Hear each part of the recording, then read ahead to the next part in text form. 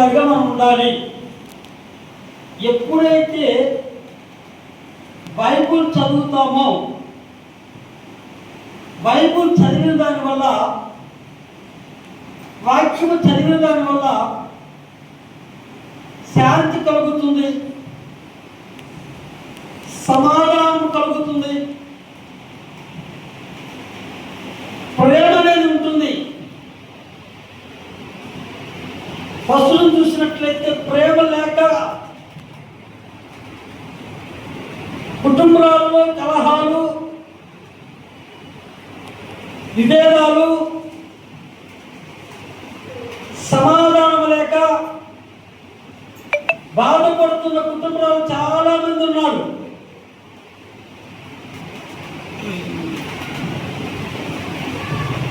ఈ బాధపడే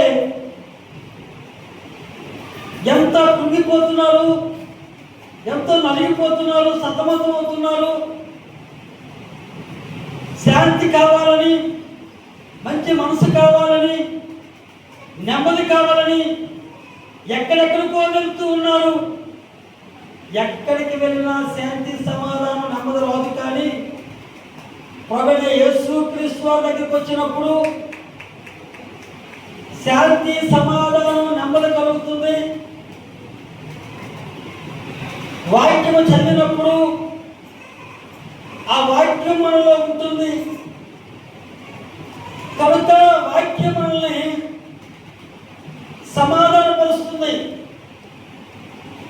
కాబట్టి ప్రతి దినము కూడా మనము వాక్యము చదివేవారిగా ఉండాలి, బైబుల్ చదివేవారిగా ఉండాలి, దేవునికి ఇష్టలుగా మనం ఉండాలి.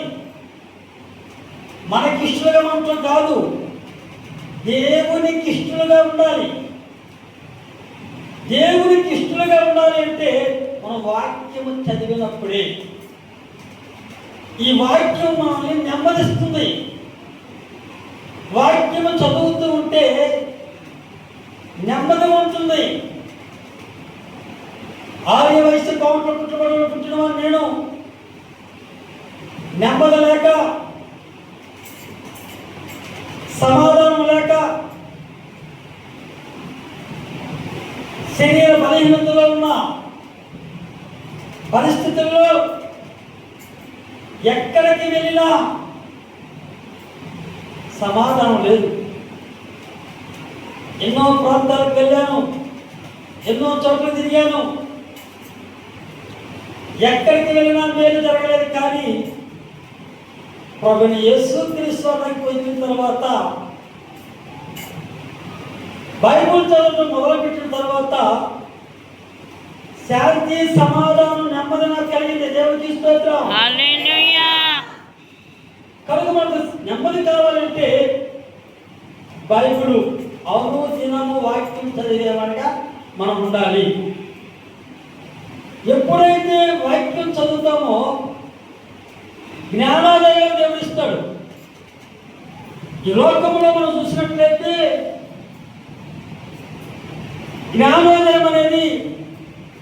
జ్ఞానం అనేది సూపర్ మార్కెట్లో అమ్మరు, డిమార్ట్లో కానీ, సేవర్లో కానీ, అలా సప్త వీధుల్లో కానీ, రైతు బజార్లో కానీ ఎక్కడ జ్ఞానం అమ్మరు. మనకి జ్ఞానం కావాలంటే బైబిల్ వాక్యం చదువుతూ ఉంటే మంచి జ్ఞానాన్ని దేవుడు అనుగ్రహిస్తాడు. దేవుడికి స్తోత్రం. హల్లెలూయా. కనుక మనకి జ్ఞానం కావాలంటే కొంటే రాదు జ్ఞానం. బైబిల్ చదువుతూ ఉంటే జ్ఞానం వస్తుంది. చాలా మంది కుటుంబాల్లో జ్ఞానం లేకే, కుటుంబంలో సమాధానం లేక, ఒకరి మనసును అర్థం చేసుకోక గొడవలు, అల్లర్లు, ఈ గొడవలు, అల్లర్లు రాకుండా ఉండాలంటే వాక్యం చదవాలి. మనం జ్ఞానం వస్తుంది. జ్ఞానవంతులు తమ ఇల్లు కట్టునున్నారు. ఈరోజు కుటుంబం ఆశీర్వదించబడాలి అంటే ఒక స్త్రీ వలనే, కుటుంబం వర్ధిల్లాలంటే ఒక స్త్రీ వలనే, కుటుంబం బయటపడాలంటే స్త్రీ వలనే, కుటుంబంలో కలహాలు రావాలంటే స్త్రీ వలనే.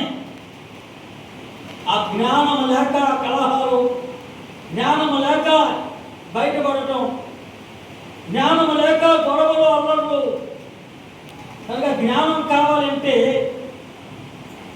ఒకడు యేసుక్రీస్తు దగ్గరికి వచ్చి బైబిల్ చదువుతుంటే ఆయన జ్ఞానాన్ని ఇస్తాడు. దేవుడికి స్తోత్రం. హల్లెలూయా. సొలొమోను రాజు దేవుణ్ణి అడిగాడు, నాకు జ్ఞానం కావాలని అడిగాడు. దేవుడు జ్ఞానాన్ని ఇచ్చాడు. మనకు కూడా జ్ఞానాన్ని ఇచ్చే దేవుడు ఆయన. దేవుడికి స్తోత్రం. హల్లెలూయా. కనుక వాక్యం చదువుతూ ఉంటే ఆ వాక్యం మనల్ని ఖండిస్తుంది. వాక్యము చదువుతూ ఉంటే వాక్యం ఖండిస్తుంది కనుక బూతులు మాట్లాడము. వాక్యమును చదువుతూ ఉంటే కోపపడము. వాక్యమును చదువుతూ ఉంటే అబద్ధకరమైన మాటలు మనం మాట్లాడము. ఈ వాక్యం మనల్ని ఖండిస్తుంది. వాక్యం మనల్ని ఖండిస్తుంది. అబద్ధం ఆడకూడదు. వాక్యము చదివితే తల్లిదండ్రులు సన్మానించగలుగుతుంది. ఈ దినాన్ని మనం చూసినట్లయితే తల్లిదండ్రులు సన్మానించేవారు లేరు, తల్లిదండ్రులు మంచిగా చూసుకునేవారు లేరు, తల్లిదండ్రుల మీద ప్రేమ లేదు. అలాగా చాలా మంది బాధపడుతూ ఉన్నారు. కానీ ఇప్పుడు యేసుక్రీస్తు అంగీకరించి బైబిల్ చదువుతూ ఉంటే తల్లిదండ్రులు మనం సన్మానించడానికి అవకాశం ఉంది. దేవునికి స్తోత్రం.